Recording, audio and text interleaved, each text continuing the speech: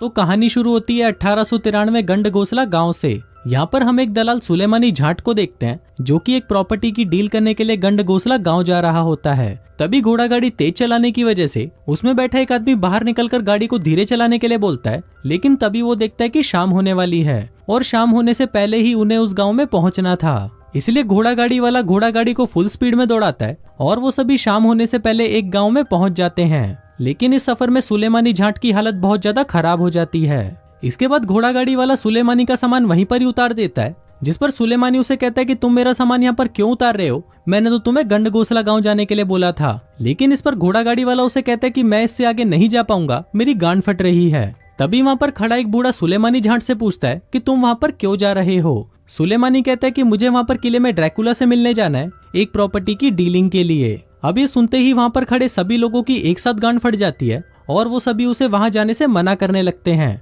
क्योंकि ड्रैकुला कोई इंसान नहीं था, एक वैम्पायर था। तभी वहाँ पर एक टट्टो की बुजारन उसके पास आती है जो कि उसे 10 रुपए में एक क्रॉस बेचकर वहाँ से चली जाती है। इसके बाद वो भी वहाँ से पैदल ही किले की तरफ निकल जाता है और कुछ देर बाद वो वहाँ पर पहुंच जाता है। वो अंदर जाता है और देखता है कि पूरा किला सुनसान पड़ा हुआ है। तभी वहाँ पर एंट्री होती है लंड के टोपे ड्रैकुला की, जिसे इंसानों का गंदा खून पीना बहुत पसंद था। फिर सुलेमानी झाट उसे लीगल डॉक्यूमेंट साइन करने के लिए देता है और लंदन में बने हुए एक सुनसान घर को उसे बेच देता है। तभी कागज से सुलेमानी झाट की उंगली कट जाती है, जिससे उसकी उंगली में से पिचकारी की तरह खून बाहर आने लगता है। अब उसका बहता खून देखकर ड्रैकुला के मुंह में पानी आ जाता है, लेकिन वो जैसे तैसे करके अपने आप को कंट्रोल कर लेता है। उसी रात को सुलेमानी झाट उसके किले में ही सोता है, जहाँ पर 2 बड़े बड़े संतरों वाली वैम्पायर आती हैं जो कि ड्रैकुला की पत्नियां हैं। तभी वो दोनों सुलेमानी पर टूट पड़ती है और उससे अपनी पिंकी पिटवाने की कोशिश करने लगती हैं। वहीं सुलेमानी भी अपना हथियार निकालकर उन्हें रगड़ने ही वाला होता है कि तभी वहाँ पर ड्रैकुला आ जाता है और उन्हें भगा देता है।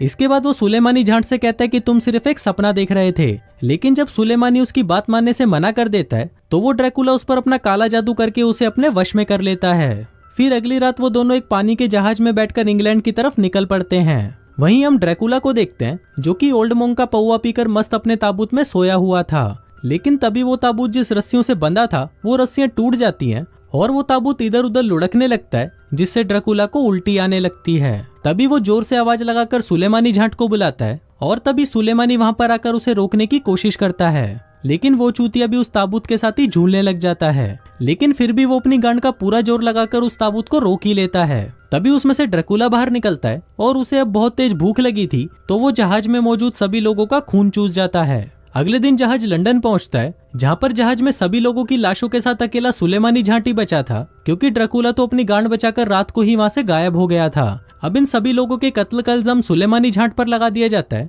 और उसे पागल समझकर पागल खाने भेज दिया जाता है, क्योंकि ड्रैकुला के वश में होने की वजह से उसके दिमाग का भांग बोसड़ा हो चुका था। दूसरी तरफ हम ड्रैकुला को देखते हैं जो कि एक ऑडिटोरियम में जाता है और वहां पर अपने नए पड़ोसी भोफड़ी वाले चाचा से मिलता है, जो कि उस पागल खाने का मालिक है जहां पर सुलेमानी झाट कैद है। वहीं पर हम देखते हैं भोफड़ी वाले चाचे की बेटी अंगूरी देवी और उसके फियोंसे पप्पू पाइल्स को, और साथ ही उसकी बेटी की कच्ची में कच्ची वाली फ्रेंड जोशीली झाट को। वहीं जब ड्रैकुला जोशीली झाट को देखता है तो उसका छोटा पप्पू खड़ा होकर सलामी देने लगता है। इसके बाद सभी अपने घर पहुंच जाते हैं और वहीं ड्रैकुला अपनी बालकनी में आकर जोशीली झाट को देख रहा होता है। वहीं जोशीली झाट भी उसे अपने शरीर का एक एक अंग अच्छे से दिखा रही थी। इसके बाद वो सोने चली जाती है और तभी ड्रैकुला चमगादड़ बनकर उसके पास आ जाता है और अपने गमछे से उसको ढककर उसका खून पी जाता है। अगले दिन जोशीली झाट का सारा जोश खत्म हो चुका था, क्योंकि रात को ड्रैकुला उसके शरीर का आधा खून चूस चुका था। अब बाकी के घर वालों को कुछ समझ नहीं आ रहा था कि इस बहन की घोड़ी ने कल रात किससे मरवाई है जो उसकी ऐसी हालत हो गई है।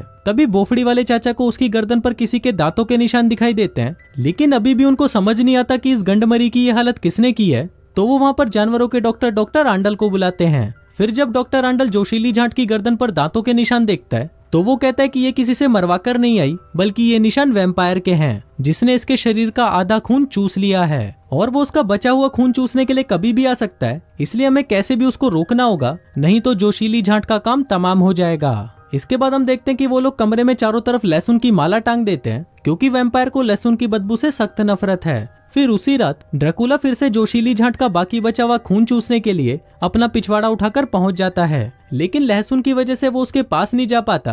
तो वो वहां से अपने चमचे सुलेमानी झाट से मिलने पागल खाने पहुंच जाता है और उसे वहां से निकालकर सीधा जोशीली झाट के घर पर ले आता है। अब यहाँ पर सुलेमानी लहसुन को हटाने लगता है, लेकिन तभी वो जोशीली जाट को देखता है और उसकी चद्दर को उठाकर उसकी सुरंग में घुसने की कोशिश करता है, लेकिन तभी वो उठ जाती है और चिल्लाने लगती है। उसकी आवाज सुनकर बोफड़ी वाले चाचा और पप्पू पाइल्स कमरे में आ जाते हैं और उसे उठाकर वापस पागल खाने भेज देते हैं। वहीं बार ड्रैकुला भी ये सब देख रहा होता है और वो सुलेमानी जाट को गालियां बकता है। इसके बाद वो दोनों खिड़की और दरवाजे बंद करके वहां से चले जाते हैं और वहीं ड्रैकुला बाहर खड़ा होकर जोशीली जाट पर अपना वशीकरण करने की कोशिश करता है। अब जोशीली जाट भी उसके काबू में आ जाती है और अपने कमरे की खिड़की खोलकर बाहर चली जाती है। इसके बाद ड्रैकुला उसे एक पत्थर पर लिटा देता है और उसका बाकी बचा हुआ सारा खून पी जाता है। लेकिन तभी वहाँ पर बोफड़ी वाले चाचा की बेटी अंगूरी देवी ड्रैकुला को उसका खून चूसते हुए देख लेती है और चिल्लाने लगती है। फिर बोफड़ी वाले चाचा और पप्पू पाइल्स दौड़कर जोशीली जाट के पास पहुंचते हैं, लेकिन तब तक तो उसका काम तमाम हो चुका था। फिर रात को जोशीली जाट को एक कॉफिन में बंद करके वहीं पर दफना दिया जाता है।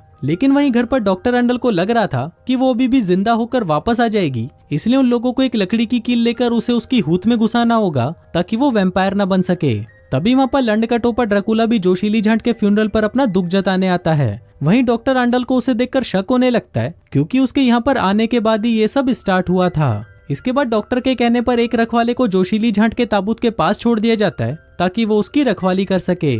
लेकिन तभी उसे ताबूत में से आवाजें आने लगती है, जिसको देखने के लिए वो गार्ड जैसे ही ताबूत का ढक्कन हटाता है तभी वो देखता है कि जोशीली जाट जिंदा है। अब इससे पहले कि वो कुछ कहता, जोशीली उस पर टूट पड़ती है और उसका सारा खून पी जाती है। फिर कुछ देर बाद जब वहाँ पर देखने के लिए पप्पू पाइल्स आता है तो उसे जोशीली जाट जिंदा मिलती है, जो कि उसे अपनी हूत का लालच देकर उसका खून चूसने की कोशिश करती है। लेकिन तभी वहाँ पर डॉक्टर अंडल क्रॉस दिखाकर उसे डरा देता है और वो जाकर वापस अपने ताबूत में बंद हो जाती है। इसके बाद डॉक्टर अंडल पप्पू पाइल्स को लकड़ी का कील और हथौड़ा देता है और कहता है कि यही सही मौका है इसकी हूत में ये कील घुसाने का। इसके बाद पप्पू पाइल्स उस कील को लेकर जोशीली की हूत में घुसा देता है और तभी वहाँ से 5-6 बाल्टियां खून निकलकर उसके ऊपर गिरता है और इसके बाद से जोशीली जाट कभी भी वैम्पायर नहीं बन पाएगी। इसके बाद हम ड्रैकुला को देखते हैं, जो कि खून का अभी भी प्यासा था, इसलिए वो वापस बोफड़ी वाले चाचा के घर पर जाता है और वहाँ से अंगूरी देवी को उठाकर अपने घर पर ले आता है। फिर वो वहाँ पर उसके साथ सलमान भाई के गानों पर डांस करता है और साथ ही उसका आधा खून चूस जाता है, क्योंकि वो भी उसे एक वैम्पायर बनाना चाहता था।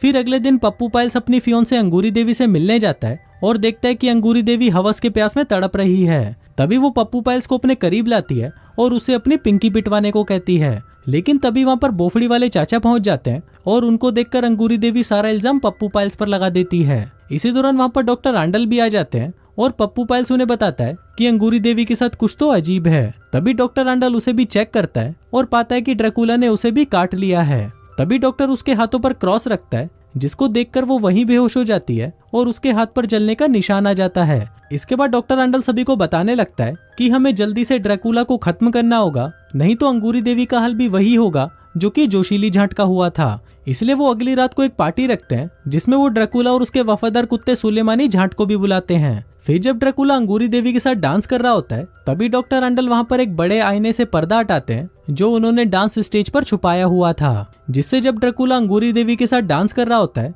तो उसकी परछाई आईने में नहीं दिखाई देती। अब सभी ये देखकर शॉक्ड हो जाते हैं और ड्रैकुला को भी पता चल जाता है कि सभी ने उसे पहचान लिया है, इसलिए वो अंगूरी देवी को लेकर वहाँ से भाग जाता है। वहीं उसका वफादार कुत्ता सुलेमानी जाट भी उसके पीछे जाने लगता है और उसके पीछे वो तीनों भी जाने लगते हैं। फिर ड्रैकुला अंगूरी देवी को एक कमरे में ले जाता है और उसका खून चूसने की तैयारी करने लगता है, पर तभी वो तीनों दरवाजा तोड़कर अंदर घुस जाते हैं और सभी मिलकर ड्रैकुला से लड़ने लगते हैं। लेकिन ड्रैकुला उन सभी पर भारी पड़ता है और वो पप्पू पाइल्स को पकड़कर मारने ही वाला होता है कि तभी डॉक्टर वहाँ की खिड़की खोल देता है, जिससे धूप आने लगती है और ड्रैकुला उससे जलने लगता है। फिर वो अपनी जान बचाने के लिए चमगादड़ बनकर छत पर जाकर बैठ जाता है। लेकिन तभी छत पर सुलेमानी जाट, जो दिमाग से पूरी तरह बावली गांड हो चुका था, वो छत की पलाई हटा देता है और कहता है कि बॉस आप यहाँ से निकल जाओ। अब उसके इस कांड से धूप सीधा अंदर आ जाती है और उससे ड्रैकुला जलकर भस्म हो जाता है और मरते मरते भी वो सुलेमानी जाट को गालियां बक रहा होता है। अब उसके मरते ही अंगूरी देवी वापस ठीक हो जाती है और पप्पू पाइल्स उसे उठाकर वहाँ से चला जाता है। इसके बाद हम सुलेमानी जाट को देखते हैं, जो कि रोता हुआ वहाँ पर आता है